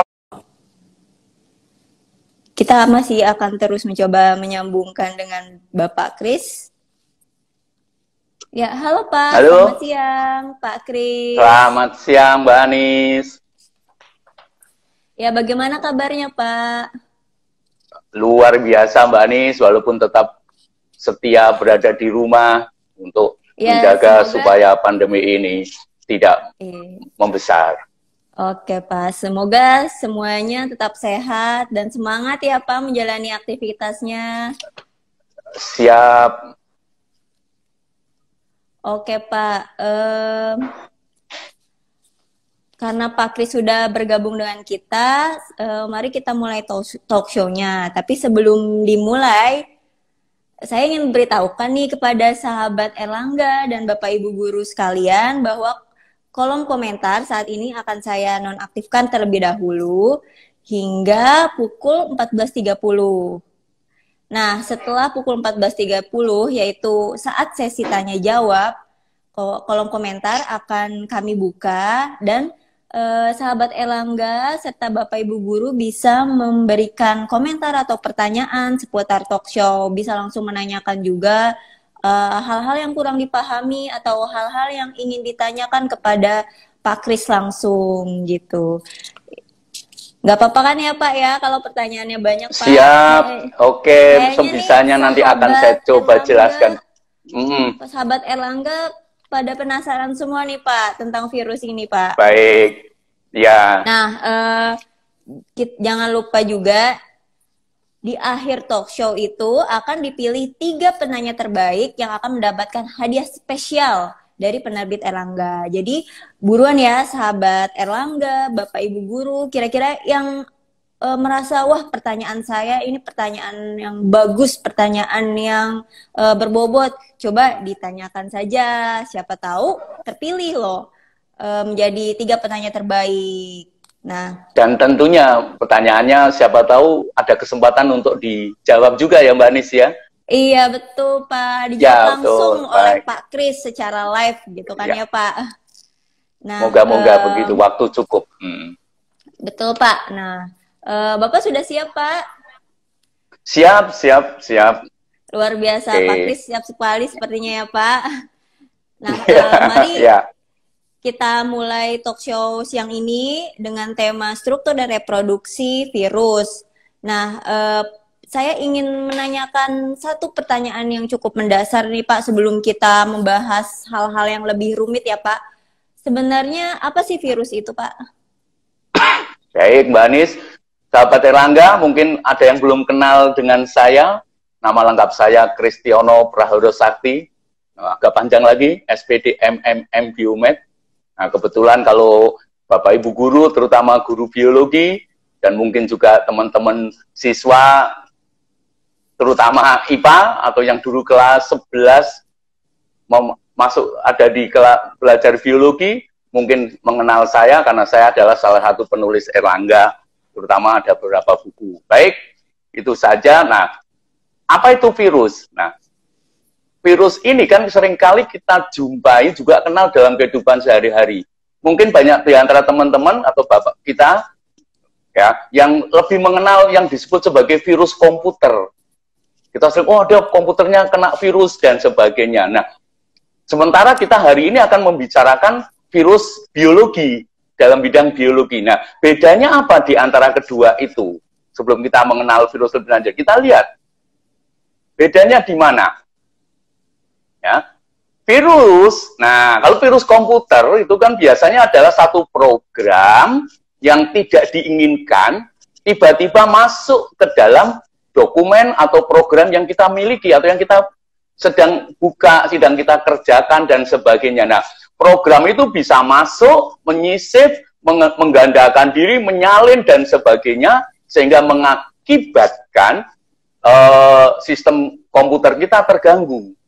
Nah, itu isinya ada program itu fragmen, potongan program bisa masuk, menyisip, menyalin, dan sebagainya mengganggu sistem. Nah, kalau di biologi juga kenal adanya virus. Virus ini juga isinya sama. Program juga berupa apa? Tapi program makhluk hidup, yaitu berupa fragmen substansi genetika. Bisa berupa DNA atau RNA. Yang ini merupakan pengatur sifat makhluk hidup. Nah, dia juga bisa mengganda, bisa menyalin, bisa menempel, menyisip, bahkan mengendalikan sel target, sehingga sel target tersebut menjadi kacau. Nah, maka kita harus bedakan. Secara prinsip, mengapa akhirnya di komputer pun diberi nama virus? Karena secara sistem kerja itu mirip dengan virus pada biologi. Maka diberi nama virus komputer. Nah, pada hari ini kita tidak sedang membahas virus komputer, tetapi membahas virus dalam bidang biologi yang kebetulan sekarang sedang ramai karena sedang menyebabkan pandemi di seluruh dunia. Itu kira-kira Mbak Anis pemahaman virus kita hari ini. Baik Pak, kalau begitu sebenarnya saya ingin tahu juga nih Pak. Selama ini kan kita banyak menyebut virus A, virus B, influenza virus, rotavirus, segala macam nama gitu ya Pak. Sebenarnya struktur dari virus ini sendiri bagaimana sih Pak? Apa saja struktur virus gitu Pak? Ya, bisa dijelaskan baik, Pak? Kalau ya Maka kalau mungkin teman-teman yang belajar biologi di kelas 10, itu kenal, nanti ada pas klasifikasi makhluk hidup, kita belajar virus, ya, atau juga Bapak Ibu guru, atau juga orang tua, ataupun teman-teman yang memang pernah belajar virus, maka kita sudah sering belajar virus, terutama di SMA, sudah mengenal virus. Tetapi memang ketika di SMA dulu, kita lebih banyak bicara virus dengan menggunakan contoh adalah bakteriofag. Selalu menggunakan contoh bakteri yang bentuknya cukup unik, menarik, ada kakinya kayak robot begitu ya. Masih ingat kan? Nah, iya, betul, tetapi Pak. Sebenarnya itu hanya satu jenis virus yang bahkan sebenarnya tidak terlalu berkaitan dengan manusia, karena yang virus ini yang diserang adalah bakteri. Virus yang menyerang bakteri. Nah, banyak virus lain bentuknya bermacam-macam, sifatnya bermacam-macam, karakteristiknya bermacam-macam, tetapi bentuknya secara garis besar bisa kita perhatikan dari gambar ini. Nah, di bagian bawah ini, nah yang saya beri lingkaran ini, di bagian bawah ini adalah foto hasil dari pengamatan menggunakan mikroskop elektron, kemudian difoto, tergambarlah ini contoh beberapa virus. Nah, dari gambar tersebut, kemudian, dibentuk menjadi modelnya. Secara garis besar ada 3 model virus tadi, strukturnya, ada yang berbentuk seperti batang, ada yang bentuk oksagonal, ada yang bentuk seperti bola, dan ada yang berbentuk seperti robot, yang tadi disebut juga bakteriofag. Bentuknya berbagai macam, tapi pola-polanya seperti itu. Jadi kalau kita belajar virus, nanti kalau yang tertarik belajar, kita akan banyak belajar virus yang lain. Itu bentuknya macam-macam sekali, Mbak Anis. Ini adalah hanya beberapa contoh. Jadi virus-virus yang kalau kita lihat gambar modelnya itu sangat menarik, itu didapat dari pengamatan menggunakan mikroskop elektron yang hasilnya seperti nampak pada gambar yang bagian bawah. Itu kira-kira Mbak Anis. Oke, baik Pak. Jadi virus itu memiliki struktur yang berbeda-beda juga ya Pak, tergantung di kelompok mana dia sebenarnya gitu ya Pak. Lalu betul. Apakah virus itu memiliki struktur yang berbeda juga dengan bakteri Pak? Karena kan selama ini kita ketahui bahwa penyebab penyakit itu selain virus ya bakteri gitu Pak. Apakah mereka memiliki struktur yang sama atau ada perbedaan yang mencolok gitu Pak? Coba tolong dijelaskan. Iya, baik. Jadi kalau virus, kita mulai bahwa sangat berbeda dengan bakteri. Ukurannya sangat berbeda, virus sangat kecil, terus bahkan hampir tidak bisa diamati dengan mikroskop biasa, cahaya, sementara bakteri beberapa bisa. Virus terbesar pun tidak bisa, karena memang sangat kecil. Nah, secara garis besar, virus ini strukturnya hanya terdiri dari 2 bagian penting. Bagian penting yang pertama disebut sebagai komponen materi genetik. Materi genetiknya itu bisa berupa RNA, jadi ada virus RNA, ini virus RNA, nah ini virus RNA, ini virus DNA. Jadi materi pokoknya adalah berupa potongan atau fragmen substansi genetika, bisa RNA dan DNA. Nah, kalau yang masih saya belum paham apa itu RNA, DNA, ya kita pahami aja bahwa ini adalah molekul yang mengatur pengaturan sifat keturunan di dalam tubuh kita, yang letaknya di dalam sel dan tepatnya ada di dalam inti sel membentuk kromosom, dalam bentuk kromosom. Itu ya, jadi isinya sama, yang paling pokok itu. Lalu virus kemudian seluruh virus DNA atau RNA-nya tadi nanti akan dibungkus oleh selubung protein yang disebut sebagai kapsid.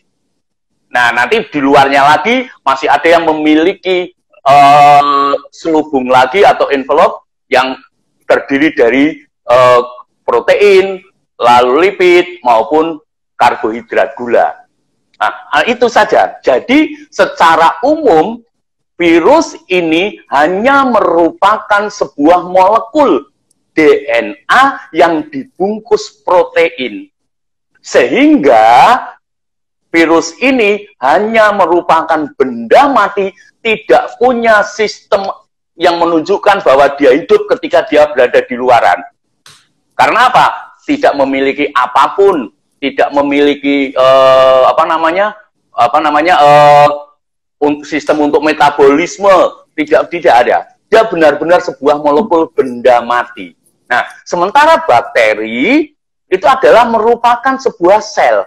Virus belum merupakan sel karena dia hanya bersifat molekul. Sementara bakteri adalah sebuah sel. Artinya apa? Sel ini kan kalau dalam struktur makhluk hidup merupakan struktur terkecil yang masih bisa menunjukkan kehidupan. Nah, bakteri ini strukturnya memang kecil tapi relatif lebih besar daripada virus. Nah, dia berupa sel, di dalam sel ada organel sel, ada membran selnya, ada membran inti selnya, ada plasma selnya, sehingga secara keseluruhan, walaupun satu sel, bakteri itu sudah menunjukkan sebuah kehidupan karena dia mempunyai ciri-ciri hidup.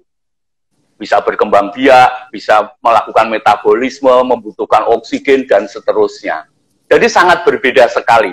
Jadi kalau makhluk hidup, kalau bakteri adalah sudah sebagai makhluk hidup, walaupun hanya satu sel, tetapi virus itu tidak menunjukkan bahwa dia adalah makhluk hidup.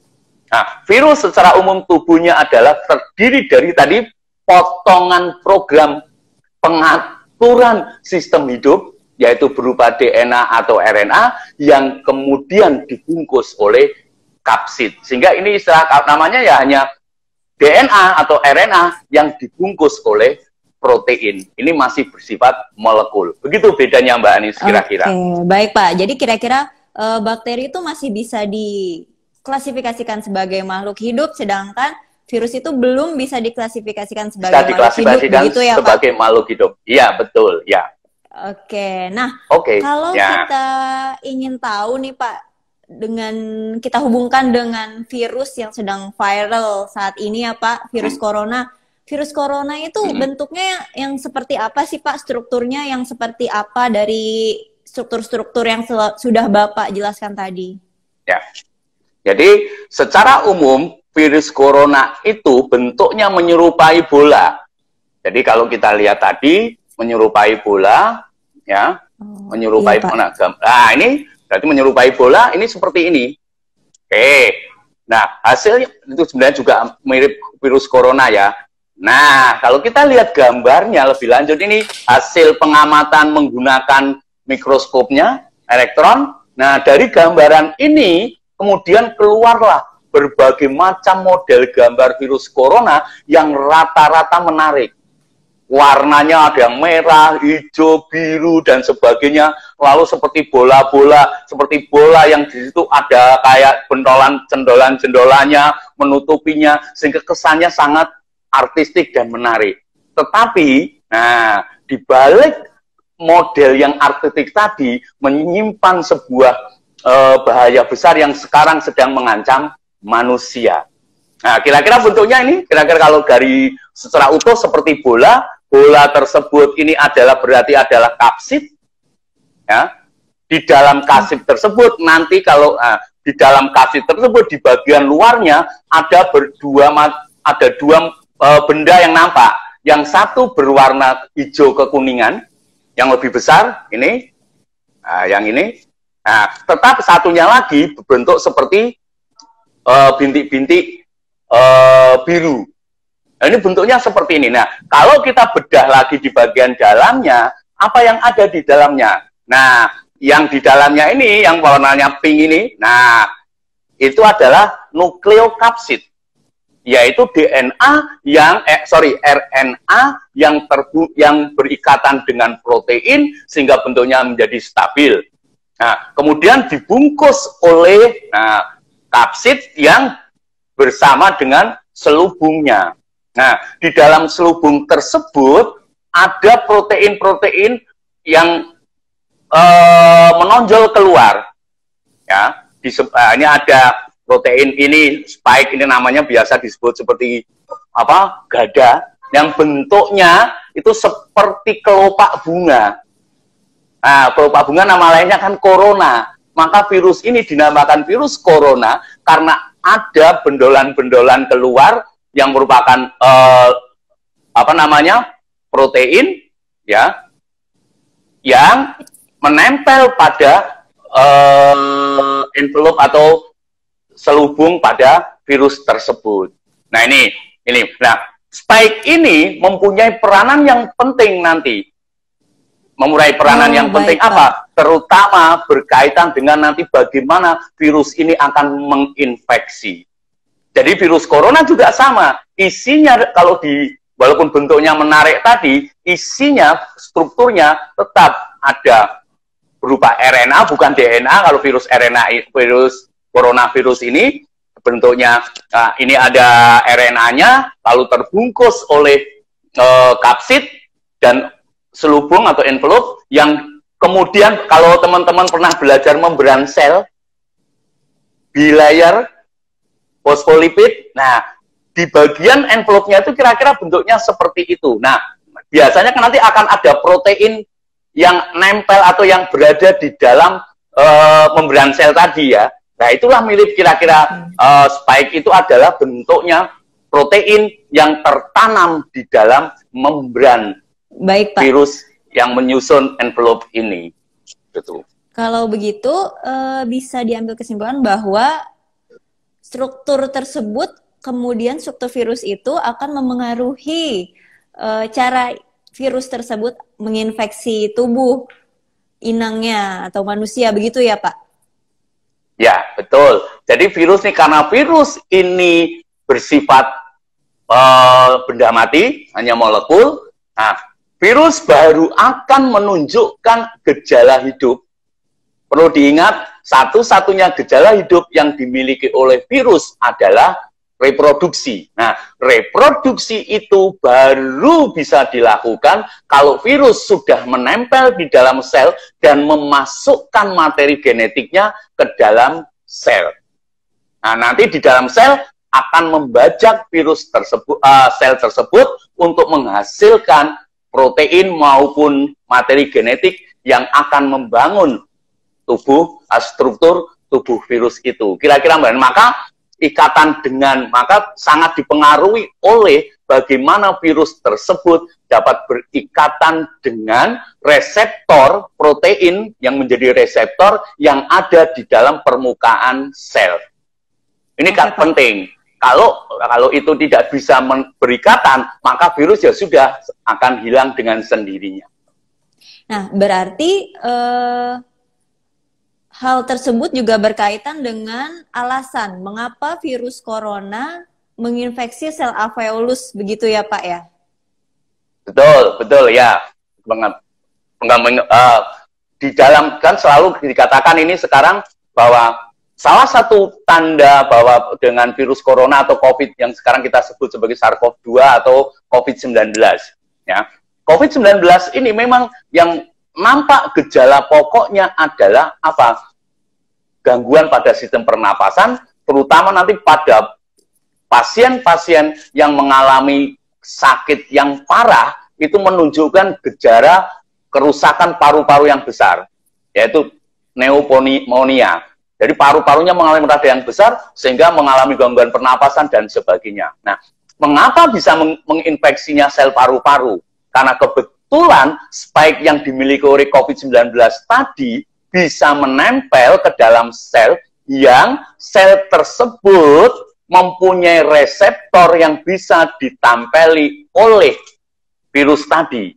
Nah, reseptornya disebut apa? Ada yang mengatakan benar-benar adalah S2 atau S2, AC2 tulisannya. Itu ya nempel. Nah, ternyata tidak hanya sel paru-paru atau sel paru-paru yang memiliki reseptor itu, ternyata sudah bisa menginfeksi sel lain juga Pak ternyata? Bisa menginfeksi sel lain. Sementara ini yang bisa diinfeksi adalah sel-sel jaringan-jaringan yang sel-selnya memiliki di membran selnya terdapat protein yang menjadi reseptor, yaitu ACE2 tadi. Apa saja selnya? Nah, di samping mulai dari saluran pernapasan sampai paru-paru, juga terbukti usus halus pun punya reseptor ini. Maka banyak pasien yang korban dari COVID-19 ini itu juga menunjukkan gejala diare berat sebagai akibat infeksinya. Terus yang kedua, sekarang sudah mulai dilaporkan juga banyak pasien korban dari COVID-19 ini yang pembuluh darahnya juga rusak karena terinfeksi oleh virus ini. Terus di samping pembuluh darah itu juga nanti bisa masuk sampai ke jantung. Yang kelima, berikutnya lagi organ yang mungkin bisa diinfeksi juga adalah ginjal. Nah, sementara kalau virusnya masih menginfeksi masuknya ke dalam sel, nempelnya pada reseptor yang masih sama, maka kira-kira organ-organ inilah nanti yang berpotensi akan mengalami gangguan karena infeksi virus ini. Jadi bukan hanya paru-parunya. Itu Mbak Anis. Baik, kalau begitu sahabat Erlangga pasti penasaran banget nih Pak. Bagaimana sih mekanisme virus corona ini yang sedang berlangsung pandeminya ini Pak menginfeksi tubuh manusia? Begitu Pak? Ya, baik. Jadi ini tentu saya pada kesempatan ini tidak akan berbicara detail dengan istilah-istilah biologi yang pusing-pusing ya, karena teman-teman yang mendengarkan tidak sedang kuliah virologi, gitu ya. Maka ya, kalau nanti memang dibutuhkan, nanti saya akan menghubungi Erlangga untuk membuat sebuah tayangan video khusus yang menceritakan proses penempelan sampai reproduksinya tadi dengan lebih detail gitu. Moga-moga bisa direalisasikan sehingga bisa dibuat animasinya dan sebagainya. Tapi hari ini saya akan coba kupas ini dengan sedikit penyederhanaan dengan bahasa-bahasa yang mungkin kita gunakan bahasa sehari-hari saja. Oke ya, baik. Kita mulai. Perhatikan gambarnya. Nah. Oke, nah ini kita lihat virusnya. Ini virus, ini virus COVID-nya nih. SARS-CoV-nya, SARS-CoV-2. Virusnya menempel. Bagaimana dia bisa nempel? Ini adalah sel. Ini adalah sel ya. Ini adalah sel. Ini sel. Nah, dia bisa menempel ke dalam membran dengan membran sel dari sel paru-paru terutama dan sel target karena di permukaan sel tersebut membran selnya memaparkan atau keluar protein sebagai reseptornya, yaitu ini ada AS2. Nah, ada di situ. Nah, sel-sel yang tidak memaparkan reseptor virus corona ini, maka dia tidak akan terserang, tidak akan terinfeksi oleh virus. Nah, mohon perhatian juga bagi teman-teman yang mungkin sudah belajar biologi selama ini, kita bicara reproduksi virus, selalu menggunakan virus bakteriofag. Di situ ada litik dan lisogenik. Daun litik, daun lisogenik. Oke, itu salah satu contoh reproduksi. Tetapi dengan menggunakan mekanisme itu, tidak bisa menjelaskan bagaimana proses terjadinya gangguan akibat COVID-19 ini, Mbak Anis. Maka, betul, Pak, banyak variasi dari sekian banyak virus ini mempunyai variasi yang luar biasa juga. Kalau kita mau belajar satu persatu kelompok virus, maka bukunya sangat tebal sekali. Nah, maka hari ini kita punya satu contoh lagi. Selain reproduksi yang dimiliki oleh bakteriofag, kita juga sekarang mulai belajar bahwa mayoritas, bahkan hampir semuanya, virus yang menyerang hewan dan manusia tidak ada yang bereproduksi seperti bakteriofag. Ya, rata-rata hampir semuanya virus-virus yang menyerang hewan dan manusia menyebabkan penyakit, mereka bereproduksi yang akhirnya dengan membentuk tunas atau bading. Jadi sel yang diinfeksi nanti terus akan menghasilkan virus baru, sementara selnya tetap bertahan, tidak segera lisis. Nah, saya akan mengingatkan sekali lagi, kalau saat ini sudah mulai sesi tanya jawab, sehingga sahabat-sahabat Erlangga atau Bapak Ibu Guru sudah bisa mengirimkan komentarnya di kolom komentar. Sekali lagi akan dipilih 3 komentar atau penanya terbaik yang akan mendapatkan hadiah spesial dari penerbit Erlangga. Begitu ya Pak. Silakan Pak, mau dilanjutkan lagi? Ya, jadi prosesnya seperti itu. Jadi Bapak Ibu, guru, juga teman-teman yang sekarang masih di SMA, atau juga teman-teman yang dulu pernah di SMA, sekarang sudah bekerja tetapi tidak menggeluti dunia virus. Nah, ini kita harus mulai update. Dengan pemahaman reproduksi seperti ini, maka nampak apa yang konsekuensinya. Maka ternyata mengapa virus tertentu hanya menyerang sel dari jaringan tertentu. Kenapa? Karena virus untuk menempel harus punya reseptor, harus bisa berikatan dengan reseptor yang terdapat di dalam sel. Nah, bagaimana prosesnya? Itu banyak sekali. Nah, contoh hari ini adalah virus RNA. Nanti ada virus RNA pun macam-macam. Ada virus RNA yang plus, negatif, ada yang double, bentuknya double strain, rantai ganda. Ini kan kebetulan rantai tunggal. Ada yang DNA dan sebagainya. Maka masing-masing virus dengan substansi genetika yang dibawanya tadi akan menentukan bagaimana proses reproduksinya. Jadi mulai update bahwa reproduksi virus ya tidak hanya dengan model litik dan lisogenik. Yang ini sama sekali.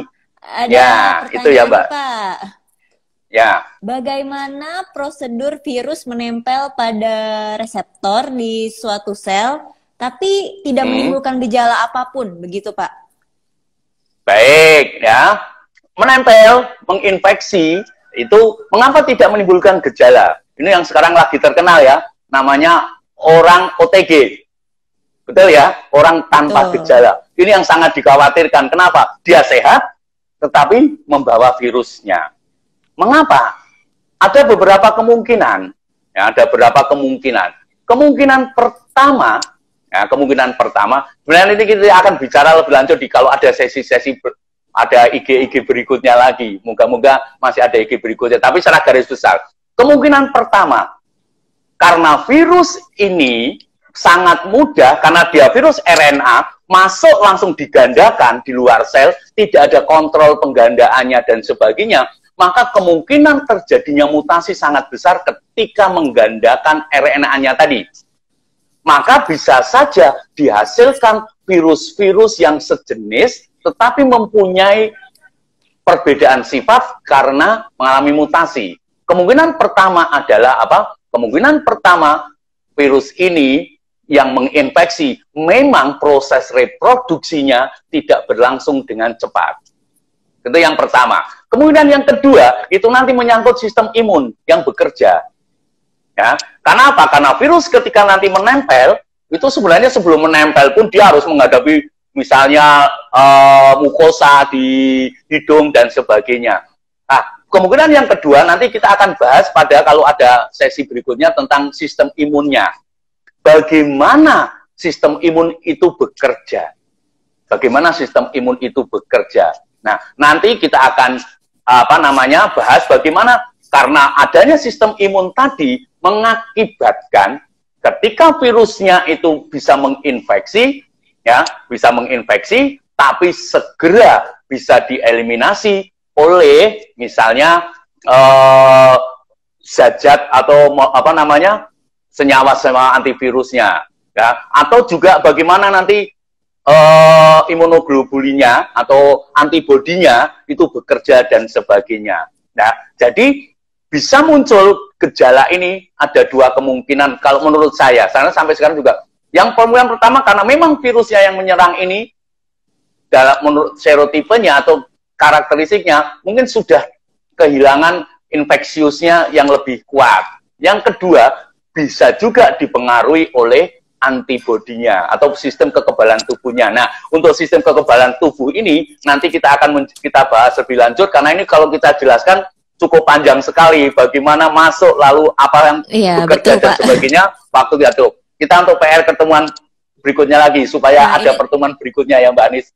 Iya betul Pak. Amin. Oke, kira-kira jadi ada dua kemungkinan. Kemungkinan pertama dari sisi virusnya, Yang kedua memang bagaimana respon kekebalan tubuh pasien terhadap infeksi tersebut. Itu kira-kira jawaban saya, Mbak Anis. Baik, Pak. Nah, ini sudah banyak sekali pertanyaan yang masuk, Pak. Jadi ada juga yang bertanya nih, Pak, apakah semua virus itu menimbulkan penyakit? Apa ada virus yang bermanfaat, Pak? Coba Bapak silakan jawab. Secara umum, semua virus ketika menginfeksi mungkin sebagian besar akan mengakibatkan penyakit, gangguan. Nah, masalahnya adalah ada yang gangguannya itu sangat fatal, ada yang tidak fatal. Tetapi pasti akan mengganggu sel. Hampir nggak ada virus yang bisa dimanfaatkan. Sampai sekarang belum ada industri peternakan virus, nah belum ada. Karena memang tidak mungkin. Kenapa? Karena dia memang molekul. Kalau virus tidak menempel, ya sudah habis. Teman-teman masih ingat tahun 2003? Ada virus corona juga. Istilah SARS-CoV itu kan dari SARS tadi kan. Nah, itu kenapa? Sekarang hilang. Dulu ada kan ramai endemi juga di mana itu, kalau kemarin di Cina juga endemi terjadi serangan tetapi tidak sebesar sekarang. Ya sekarang kemana? Apakah tidak ada? Nah, kita tidak tahu. Tapi yang jelas karena mengapa ini bisa cepat hilang? Karena SARS tadi ada inang perantaranya. Dari burung, ada dari babi dan sebagainya kan dulu. Nah, begitu penularannya tidak dari manusia ke manusia, tetapi dari hewan ke manusia, maka mau lokalisirnya gampang. Nah, untuk COVID-19 ini, ketika sudah terbukti bahwa menular dari manusia ke manusia, maka WHO akan mengatakan ini akan terjadi pandemi. Dan ternyata betul juga. Hampir semua negara di dunia sekarang siaga.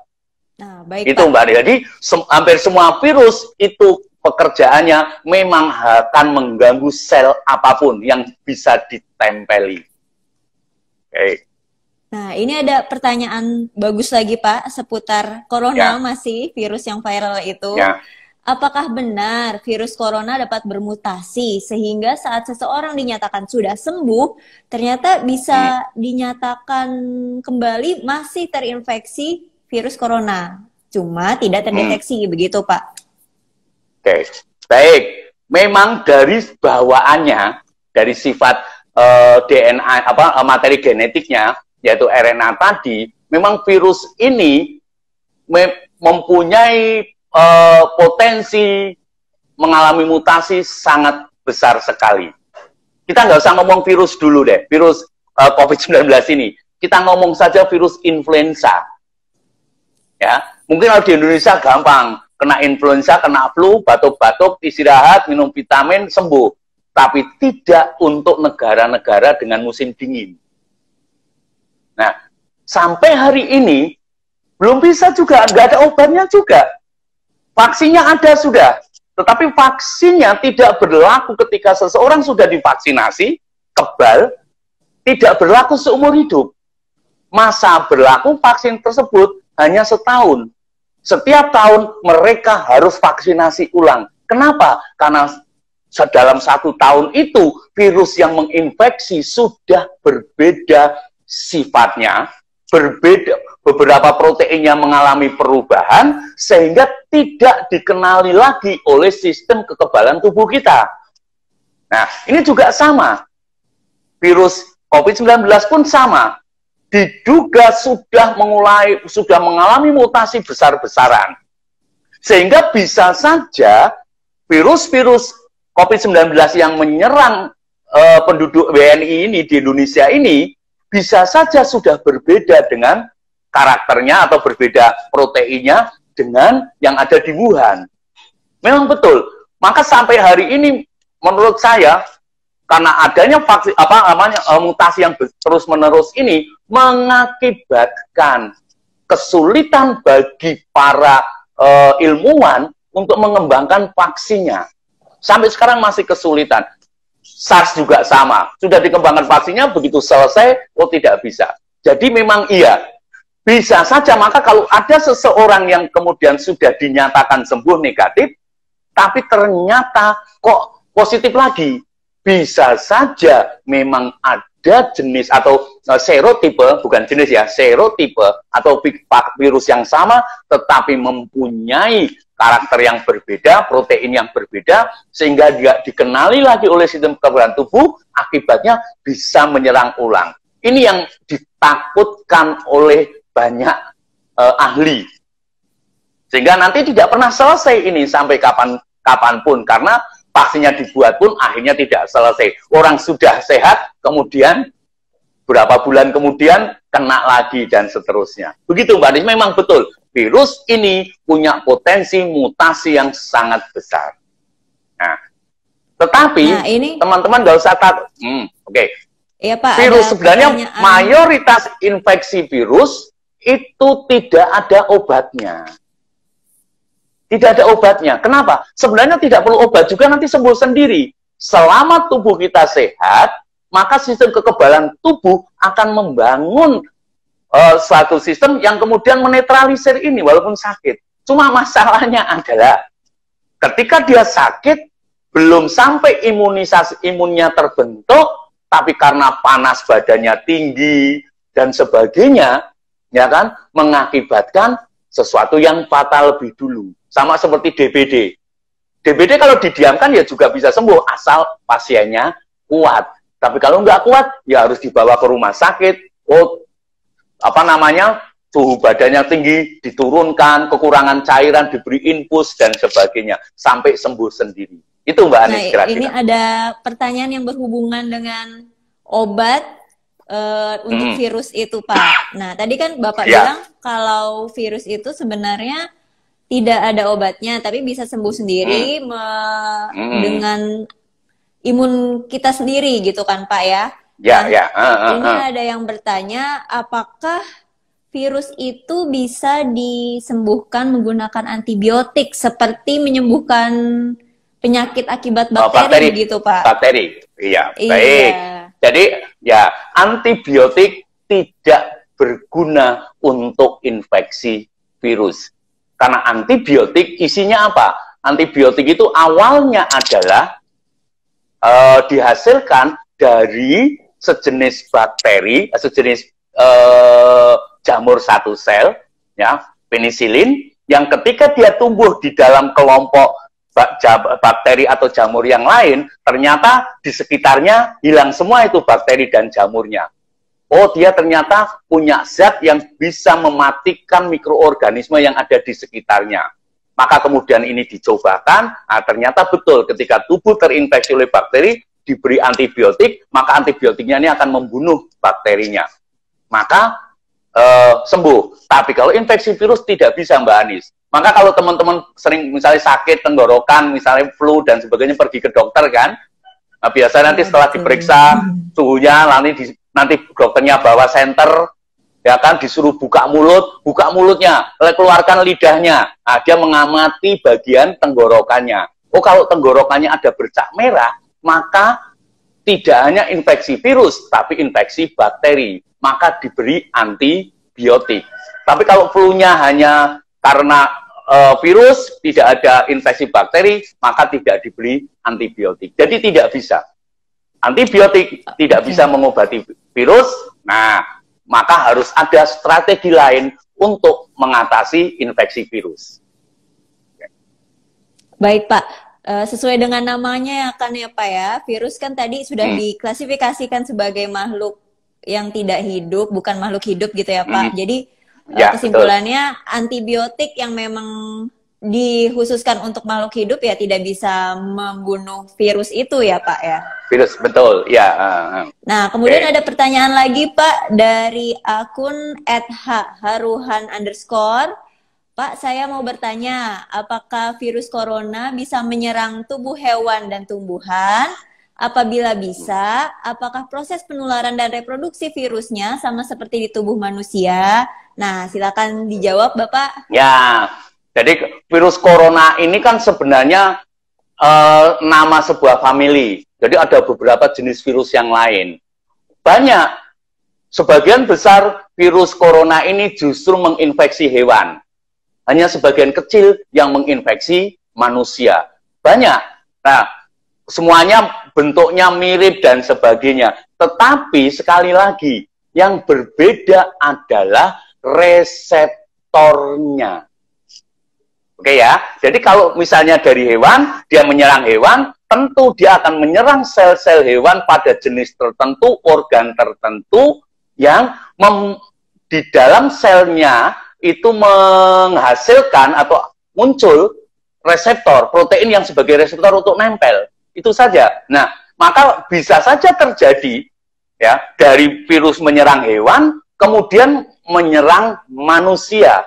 Apa yang terjadi? Karena virus ini kemudian mengalami mutasi sehingga ada protein yang cocok dengan reseptor yang terdapat di dalam sel manusia. Tapi umumnya ini mutasi ini tidak otomatis. Kayak kemarin yang dikhawatirkan, yang SARS itu dikhawatirkan kan kalau sampai terjadi penularan dari manusia ke manusia, dampaknya yang SARS itu lebih besar daripada COVID ini.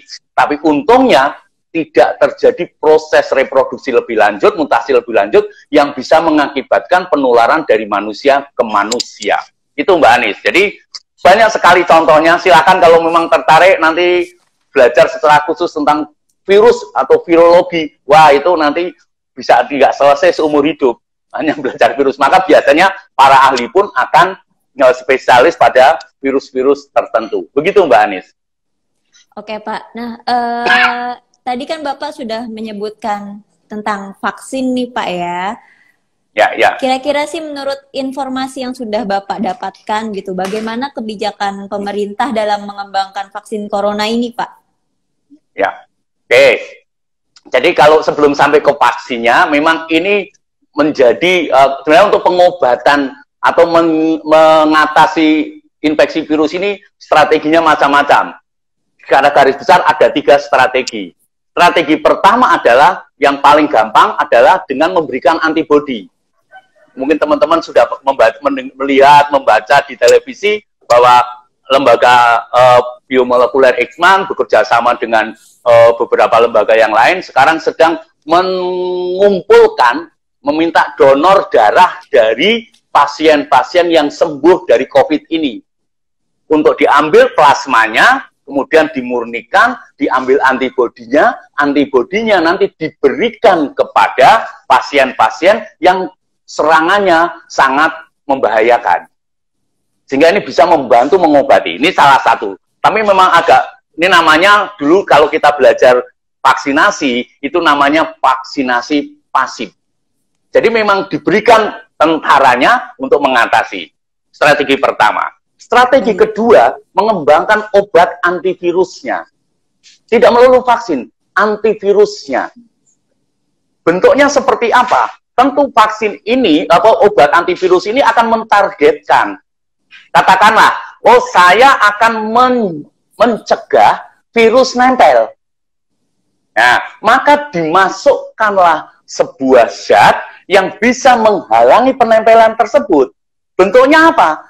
Bisa dibuat protein-protein yang mirip reseptornya. Maka virus yang menyerang akan menempel pada protein yang tidak bagian dari sel, tapi berfungsi sebagai reseptor. Jadi kayak kompetisi. Itu ya, maka ini mengurangi. Atau yang kedua, nah bentuknya kan ini kayak bangun ruang, masuk blak begini. Maka katakanlah kunci dan anak kunci. Maka bisa ditambah lagi, masukkan juga molekul yang bisa nempel di reseptor itu tanpa mengganggu fungsi reseptornya bagi sel. Nah, maka nggak bisa nempel. Itu bisa. Jadi ada banyak. Atau bisa juga menghalangi proses transkripsinya dan seterusnya. Maka sudah teman-teman mungkin sekarang sudah, di Amerika sedang dicoba nih obat antivirus. Pernah dengar ya? Nah, kira-kira ya, itu. Jadi kalau ini bekerjanya menghalangi, mulai bisa yang dihalangi nempelnya, proses replikasinya, sampai proses buddingnya, keluarnya. Maka ini bisa ditargetkan. Itu namanya obat antivirus. Yang ketiga, vaksin. Oke. virus COVID-19 ini, coronavirus ini, termasuk virus yang sulit dikembangbiakkan di dalam kultur sel. Sehingga sampai hari ini pun tidak banyak negara, ilmuwan, laboratorium yang bisa mengisolasi virusnya. Karena memang sulit dikembangbiakkan.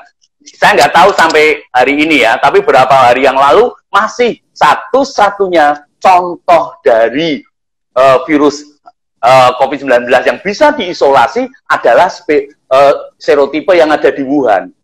Nah, hanya ini, sampai hari ini belum berhasil semua. Nah, maka bagaimana akan membuat vaksin? Kesulitan. Kalau vaksinnya masih menggunakan vaksin yang lama. Kan vaksin yang lama itu kan kita kenal kan ada apa? Yang pertama adalah mikrobanya yang dilemahkan, mikrobanya yang dimatikan. Lah bagaimana mau menghasilkan virus yang dilemahkan dan dimatikan? Wong nangkep mengembangbiakkan aja tidak bisa. Maka tidak mungkin ini dilakukan. Selain juga berbahaya. Kenapa? Kalau virusnya yang dilemahkan, disuntikkan, ternyata di sana jadi sehat. Kan malah jadi menginfeksi. Maka ini nggak bisa dilakukan. Ini, maka butuh strategi vaksin yang baru. Maka muncullah vaksin generasi 3 dan generasi 4. Generasi 3 itu adalah disebut sebagai vaksin rekombinan atau vaksin subunit. Apa artinya subunit? Yang dijadikan vaksin itu kan fungsinya apa? Vaksin itu adalah isinya molekul ataupun apapun yang ketika disuntikkan ke dalam tubuh manusia akan bersifat sebagai antigen yang kemudian akan merangsang sistem imun bekerja. Itu ya. Maka kalau yang masuk mikrobanya atau virusnya lengkap pasti akan membentuk antigen. Tetapi bisa dipilih protein-protein yang terdapat di dalam tubuh virus tersebut untuk dijadikan sebagai bahan vaksin. Tentu dipilih protein-protein nanti yang bisa merangsang munculnya kekebalan tubuh atau bersifat antigen atau memicu antigenitas, punya sifat antigenitas yang tinggi. Maka ini namanya subunit. Maka ke depan vaksinnya pasti bukan vaksin virus yang dilemahkan dan dimatikan, tapi adalah dicari protein yang terdapat di dalam tubuh virus ataupun bisa juga karbohidrat juga bisa, yang kemudian ini dimasukkan. Nah, ini masih menggunakan bioteknologi. Nanti setelah tahu, di dalam tubuh virus terdapat protein ini loh susunan gennya, maka ini bisa direkayasa dengan cara apa? Substansi genetikanya tadi, materi genetiknya disambungkan ke dalam bakteri coli. Bakteri. Lalu bakterilah yang akan membuat protein ini. Nah, proteinnya kemudian disuntikkan. Itu namanya subunit. Nah, berikutnya lagi, vaksin yang mungkin teman-teman juga belum pernah dengar. Nanti ada generasi keempat vaksin yang disebut sebagai vaksin DNA. Jadi yang dimasukkan ke dalam tubuh kita adalah fragmen DNA-nya yang menyandi protein tertentu dari virus tersebut. Setelah dimasukkan, disuntikkan misalnya, nanti akan masuk ke dalam sel nanti sudah diatur, sudah direkayasa supaya bisa nempel di DNA, maka sel akan memproduksi protein yang dimiliki oleh virus tadi. Baik, maka Pak, akan merangsang munculnya antibodi dan seterusnya. Begitu Mbak Anis. Nah, iya Pak, seru sekali ya Pak pembahasan kali ini ya Pak. Ya. Nah, sebenarnya masih banyak Pak yang ingin kami tanyakan kepada Bapak Kris, namun sayang sekali karena keterbatasan waktu, sepertinya live talk show ini harus disudahi sampai di sini. Namun jangan khawatir sahabat Erlangga dan Bapak Ibu guru sekalian, jika ada pertanyaan yang masih mengganjal atau masih penasaran dengan topik ini, bisa langsung bertanya ke Pak Kris ya Pak ya. Ya boleh silakan ke Pak Kris, nanti saya akan buat status atau update satu. Ya Pak Kris, ya baik, ya Mbak Anis. Oke, nah terakhir Pak Kris mohon kesimpulannya nih Pak, simpulan dari berupa poin-poin dari materi kita hari ini tentang struktur dan reproduksi virus corona ini Pak. Ya baik, jadi kalau secara umum tadi mulai dari strukturnya, bagaimana struktur tersebut, mulai ya bahwa virus strukturnya banyak, COVID strukturnya seperti ini. Nah, struktur tersebut akan mempengaruhi bagaimana kemampuan dia menempel pada sel. Oh, ternyata juga di dalam struktur tadi ada materi genetik yang dimiliki juga akan mempengaruhi bagaimana bereproduksinya.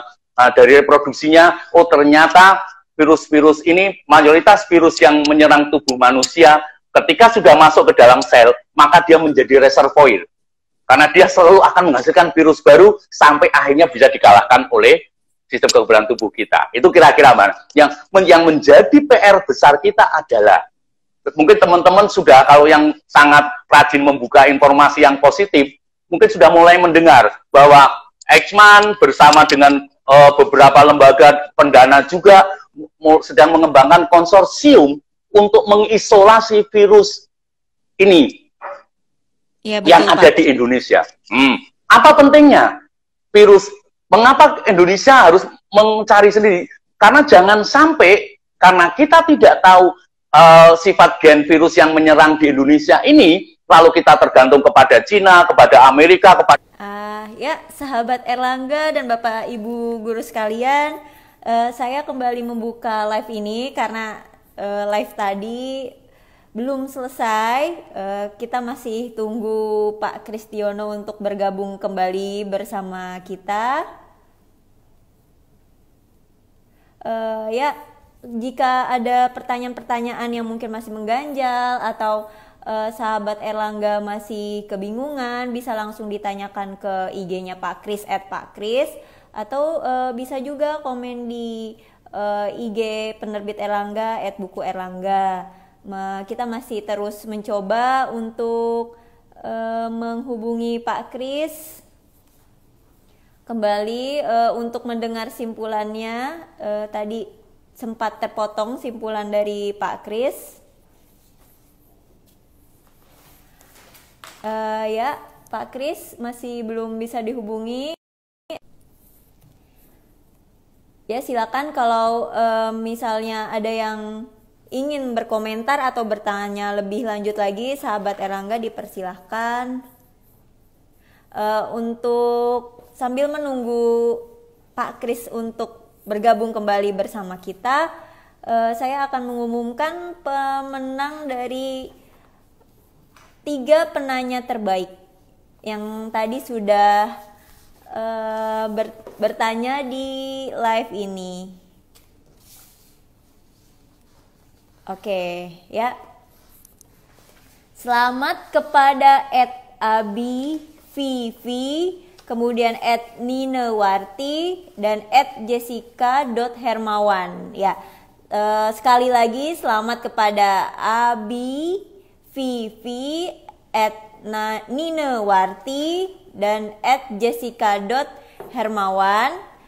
Kepada ketiga akun tersebut, terima kasih atas pertanyaannya. Selamat, Anda berhasil memenangkan hadiah spesial dari penerbit Erlangga. Ini hadiahnya. Selamat kepada 3 pemenang, dan jangan kecewa untuk yang sudah bertanya tapi belum menjadi pemenang, karena bisa saja menjadi pemenang di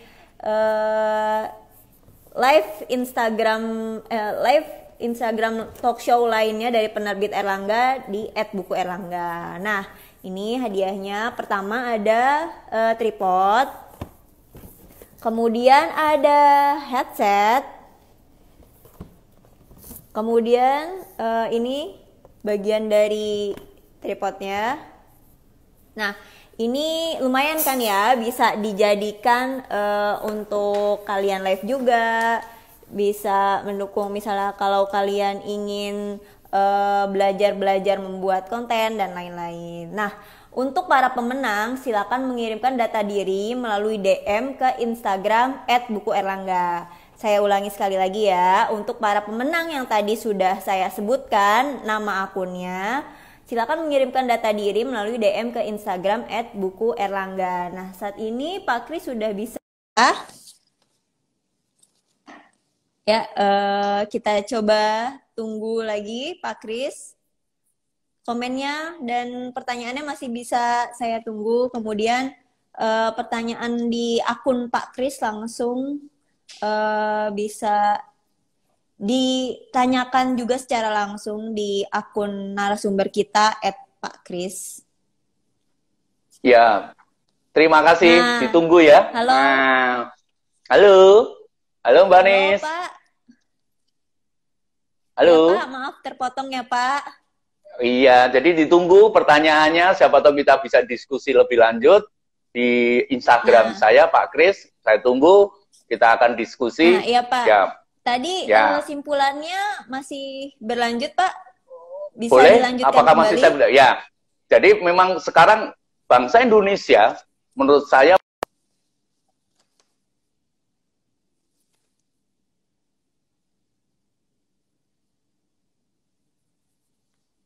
Ya, maaf terpotong lagi kepada Pak Kris. Mohon maaf terpotong lagi. Mari kita tunggu.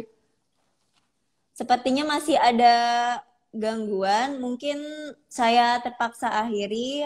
Terima kasih kepada Pak Kris untuk kesempatan diskusinya. Terima kasih atas kesempatan materinya. Nah, mudah-mudahan di lain waktu kita bisa melakukan talk show kembali tentang virus ini atau tentang materi-materi yang lebih seru tentunya.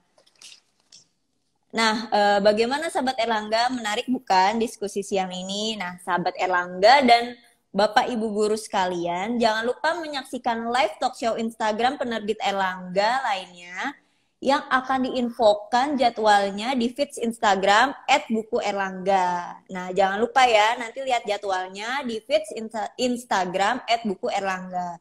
Terima kasih telah menonton live talk show penerbit Erlangga. Semoga ilmunya bermanfaat. Stay safe and healthy. Indonesia pasti pulih, Indonesia pasti bisa. Sampai jumpa sahabat Erlangga dan Bapak Ibu guru sekalian. Wassalamualaikum warahmatullahi wabarakatuh.